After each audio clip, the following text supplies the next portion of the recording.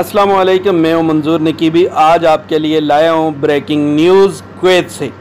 Kuwait की हुकूमत ने बहुत ही ब्रेक थ्रू दिया है और जो भी लोग कुवैत में बग़ैर वीज़े के रह रहे हैं, चाहे वो पाकिस्तान, इंडिया, बांग्लादेश, ईरान या दुनिया के किसी भी मुल्क के हैं, उनके लिए उन्होंने बहुत बड़ा रिलीफ़ दिया है।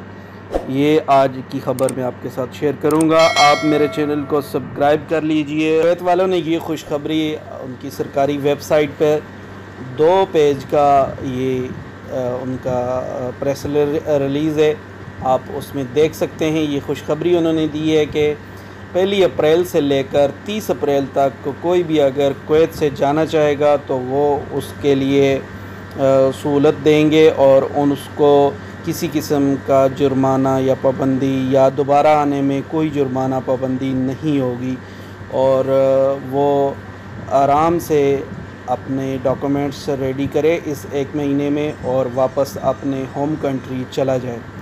तो इसके लिए उसको करना ये होगा कि उसने अपनी एम्बेसी से रब्ता करना होगा। वहाँ से उसको गवर्नमेंट की जो हदायत है उसके मुताबिक उसको पेपर मिलेगा।